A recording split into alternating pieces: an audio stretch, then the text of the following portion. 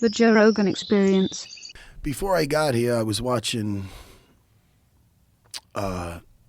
fucking Khamzat versus Kamaru Usman. Not to just jump into that now, but Yeah, let's jump into it. Yeah. You know, I had Dricus on Unfiltered the other day. Yep. And he's an intelligent guy, man. Yeah. He's not a guy that doesn't do his homework. And he was just saying about everybody talks about how aggressive Khamzat is, and he goes, watch his fight in Kamaru Usman the second round. Over 3 minutes of him just standing there. He's like, he's not going to be able to do that to me. He's going to be working the whole time. Right. He trains so fucking hard that he puts out everything in that 5 minutes. That 1 minute gets him right back. It's almost like he approaches that at like 5 different fights. Like, you know what I mean? Because in that 1 minute, he comes back down, and then he goes back out there again, Dricus. And we were just talking that you saw the same thing I saw with his grappling ability. He took out a whole, I mean, listen, it's different. Those guys are a lot of guard players. And but he did a quintet and submitted everybody.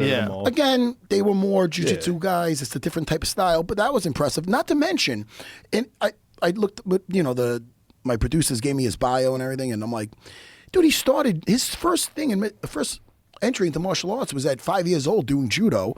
And his second discipline was at 12 years old doing wrestling. I mean, it's not like he's not a grappler. Everybody's just so used to him fucking throwing his bombs and his kicks. Well, I'm on your side with this. We had that talk last night.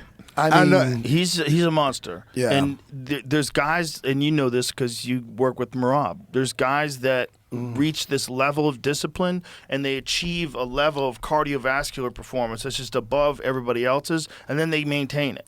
Like, they get that advantage, and they keep pushing it, and they slowly keep adding on to it. Like, you're seeing Merab now. Like, oh, my God. Particularly in the second O'Malley fight. You're seeing just like a totally different beast. He's just super nonstop. Nonstop, and you can't Relentless. You can't keep up with that. You know, he's like, it's just hard work. It's just hard work. I believe that, but man. Yeah, but state of mind, too. Like, he believes it mentally. But the amount of hard work is extraordinary to get to that level. And I think Dricus is kind of a similar that kind thing. of guy. I think that dude works so hard that he can go out there and fight full blast, which is what's weird to when you watch him fight. Like, sometimes it doesn't look as clean. Yeah, he looks like he's mouth breathing, but he just keeps the same pace. A lot of that was the earlier fights before he got his nose fixed. So he got his nose fixed, all right, so he could breathe out of his nose. Well, makes sense. Changed everything, and then went on a tear after that. That's when he crushed Whitaker. Like, the Whitaker one was shocking. Like, because we all know how durable Whitaker is. The Yoel Romero fights, like, that guy's durable as fuck. To watch him just flatten him like that, you're like, whoa, hang on. He's funny. He says, I don't have a great poker face. He goes, people say I look tired because I am tired. Right. And when you get tired, you breathe out of your mouth more. And he goes, but even if I am tired, I don't have a poker face, but I'm still coming forward. Exactly. I'm still going to. So, and he's got confidence. He's beaming with confidence. He's just that guy. He's a good champion. He's a great champion. Great champion. Speaks well. Yeah.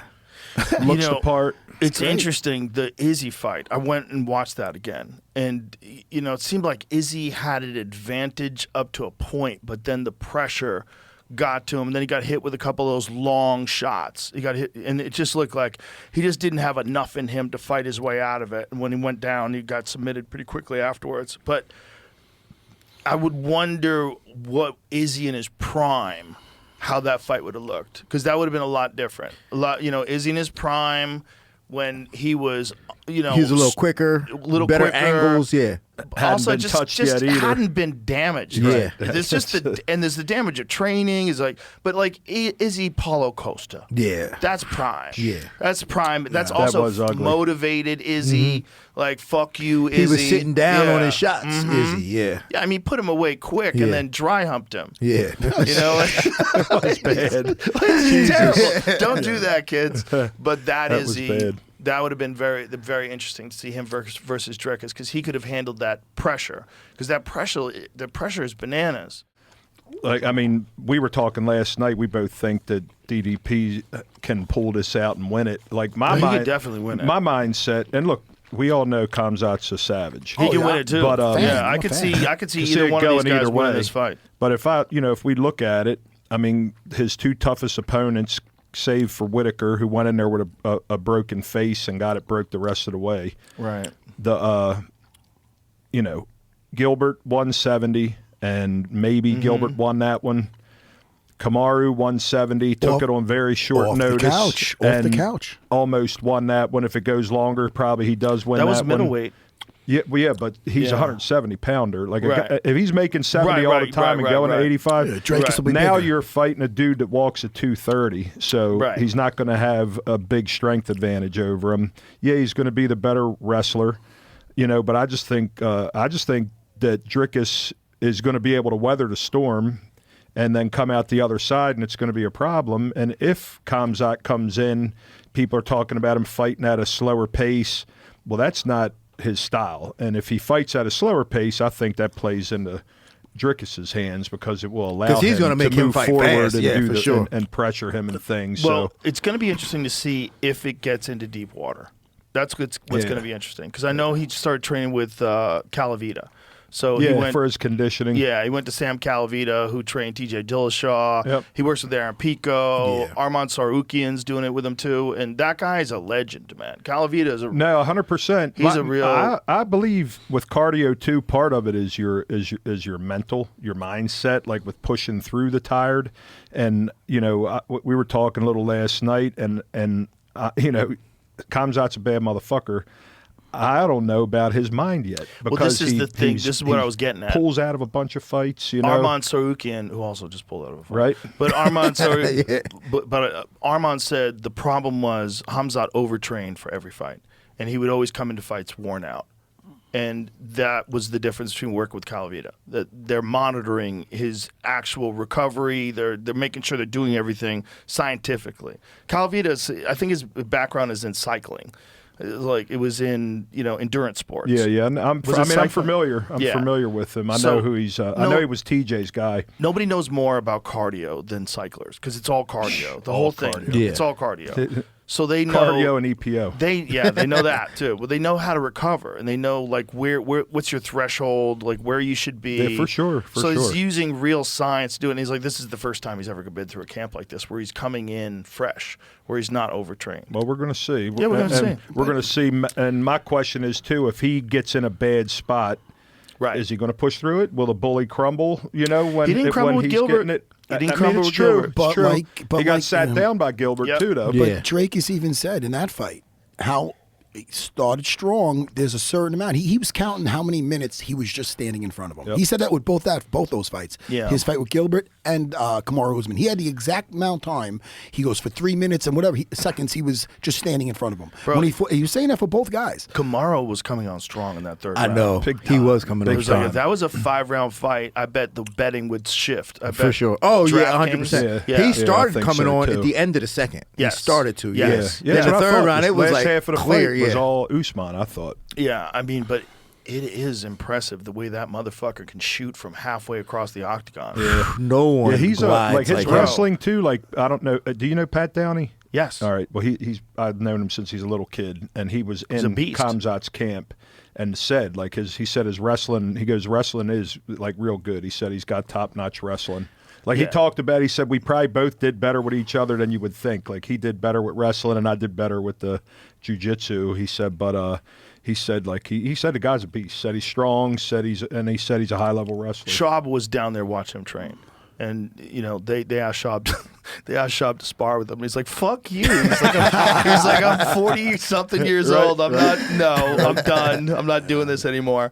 And he said Khamzat was just lighting people up. He said he looks really good. Nice. The thing about Khamzat should be a good one. All these guys were 170s, right? You're right about that. But with 170 comes speed, right? And Khamzat's speed is a factor. It's a big factor with his hand speed. He's, people forget because what he did to Kevin Holland, the way he could ragdoll guys on the ground, but what he did to Gerald Meerschaert is pretty fucking spooky too. That's a really good punch. Really good punch. It's technical and sharp and straight down the middle. He's a very well-rounded guy. He's fucking good standing up, man. Yeah. He's good standing up, and that's where it's going to be weird. That's where I want to see because du Plessis makes everybody look stupid. He finds a way to get every mistake. He must got a lot of power, but they're not mistakes. He for sure has a lot of power. But someone did a great breakdown of what he did with Robert Whittaker, where he set up that right hook, and the way he was recognizing that Whittaker had this certain pattern, and it's not it looks weird, because he just moves different than everybody stiff. else. That's but all. He's stiff. Whatever it is, it works. It works. And when he hits you, it's like he getting hit by a car. Yeah. It doesn't have to be that pretty. That's what I'm saying. Right. He's It got to doesn't have be power pretty. to make guys so nervous about getting hit by him. Bro, that cat is so big. He looks like a fucking heavyweight he's a when you're next to giant. him. You're like, how are you a middleweight? How are you 185 ever? The thing that I keep thinking about is like, when's the last time he actually fought a guy with Khamzat style? I mean, who's trying to shoot on him besides maybe there was a Derek Brunson or something? But when's the last time he fought a guy that's just going to be? No one has Khamzat style in the UFC. Well, what I like, but even a grappler, straight wrestler, like what DDP said, he said, "Look, I'm fully prepared. I'm going to get taken down. Like he's not in there saying my wrestling, I'm stuffing him. He said I'm going to get taken down, but I'm going to weather the storm and I'm going to be able to get back up. And I then would we're going advise to see. a strong warm up in a rubber suit. Man, Just slippery as fuck. for If sure. you don't want to cheat, you can bend the rules because it's not cheating. I mean, Khamzat is when he gets on top of somebody, man. You definitely don't see guys getting them off of you. So, Well, when you got a guy who's got, I mean, that actually might not be a bad idea. Giving them those tracksuit things. To get warm up with a might not be a bad idea Whitaker because you wasn't- totally can do that. Like no one could stop you from doing that. Whitaker was defending okay when he was down there. Well, I mean, everybody remembers his teeth getting shattered, but before that, Yeah, he wasn't defending bad. likely he would have survived because Kamaru survived it too, right? It's possible to survive.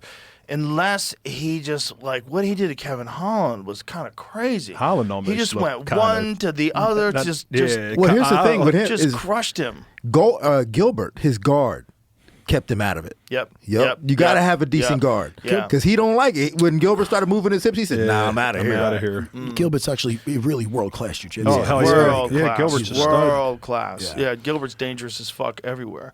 You know, it was interesting watching him roll with Rockhold because I know that, it's not like Rockhold was in camp and prepared for this, and this is Rockhold at its best. I don't even know how much he had been training, but Khamzat just handled him. Handled him. And we know how good Rockhold is. Yeah, very good on the floor. Bro. Listen, what's so exciting about it is there's a chance he could just take him down and do what he did to everybody else. There is that chance. Definitely. Because he's so good on the floor and he comes out so aggressive.